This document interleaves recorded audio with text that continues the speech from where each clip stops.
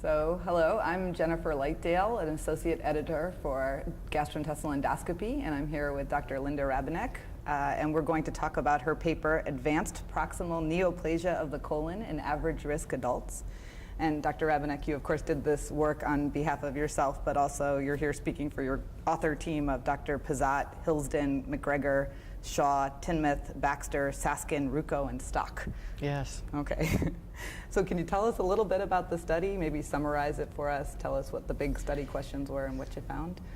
Well, the idea behind it is like many, we're looking to see if there are ways that we could reduce the number of persons that need to undergo colonoscopy to detect neoplasia, essentially. Okay. Because when you think about it, the lifetime risk of colorectal cancer is about 6%. Mm-hmm. So in the most, basic way of thinking about it is, that means that 94% of people who undergo colonoscopy, you could say, don't stand to benefit. Right, interesting. So okay. Is there any way we could reduce the number of persons that need to undergo colonoscopy, especially for those countries or jurisdictions where there are not unlimited resources for colonoscopy, and that's a lot of the world, frankly. So what we thought, and this is not a new idea, others have had it, but is there a way that we could use the findings in the distal colon, the rectum and distal colon, to determine who should go on after a flexible sigmoidoscopy and have a full colonoscopy? That was the idea. Okay. So what we did was we undertook a screening colonoscopy, a prospective study, in a large cohort, 4,651 persons, men and women, in age 50 to 74, okay. at average risk. So absolutely no family history, no prior colonoscopy in the previous 10 years, etc. So it was truly an average risk cohort. And then we looked at the findings and mapped the colon and carefully examined histology of all the findings. And what we found was that, interestingly enough, when you look at advanced proximal neoplasia, out of the whole cohort of 4,600 persons, only 3.1%, like 142 persons only, had advanced proximal neoplasia. Right. But if you then say, what proportion of the full cohort have an isolated advanced proximal neoplasm? So no findings. Nothing distally, just something in the proximal colon. It's only 1.8%. It's 85 persons out of 4,651. So it shows you how uncommon it is. I wouldn't call it rare, but it's a very low risk of persons with an isolated advanced proximal neoplasm. So that was the first finding. Okay. How did you define advanced proximal neoplasm? What is that exactly? That's not cancer yet. No. So long story short, it's those features that we all agree, adenoma greater than 1 centimeter or adenoma with a villus component, or adenoma with high-grade dysplasia, but also serrated sessile lesions that had these characteristics as well. So we included the serrated neoplasia pathway into the definition, thinking that maybe that would help us. That was the idea. But long story short, those were also very uncommon, and it didn't make a big difference.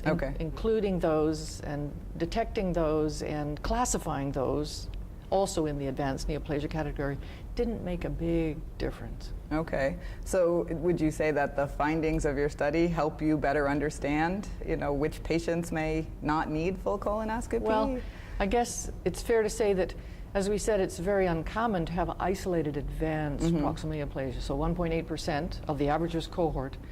But if you look at it a different way, what percentage of those would not have been detected? It's about 70%.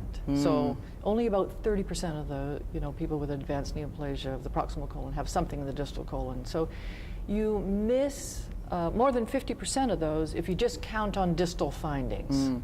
You miss more than 50%. So that is the concerning part if we're looking to do better in the right colon. Were there patient risk factors that you could add in to better identify which patients are at risk? Yes, and we looked at that thinking, okay, if the distal findings alone don't allow us to target as well as we'd like to, then let's add in other risk factors that we know are associated, like age, like body mass index or obesity, like smoking. And we added those in, and they help, but not enough. Okay. So They help us refine it, but it's not perfect. So the bottom line is, if we really want to identify those with advanced proximal neoplasia and do a good job, Flex-Sig gets us part of the way, but not all of the way. Adding those known clinical factors in helps us get a little bit further. Still, there's a gap. And so what it means is we need to find some other measures, other indicators. Who knows, maybe it's a fecal immunochemical test. Okay. Other measures that might help us better target who needs to have a colonoscopy after they've had a Flex-Sig. And would that be the next step here, to look at what else you can add in? I think those kinds of studies are underway. People are thinking about it. People are thinking about the combination of Flex-Sig and FIT. You know, if you have a negative Flex-Sig, maybe you should have an FIT following that. And I think that there are studies underway to look at this. So there may be ways yet to be determined of better targeting, you know, in resource poor jurisdictions or where there's not unlimited access to colonoscopy. And I would argue also in that era of trying to cost contain, it would be awfully nice if we could figure out when we need to use those resources, right? It would be, it would be. Now, people would argue that, well, not everybody wants to undergo a Flex-Sig. For sure that's the case, but not everybody wants to undergo a colonoscopy either. There's no doubt on that. No, so there may be a set of options, but if we could add something to Flex-Sig plus clinical factors, something else, that may get us further ahead than we are today. Okay, great, great. Anything else you'd like to suggest? Or? No, I think that covers it. All right, thank you. Thank you.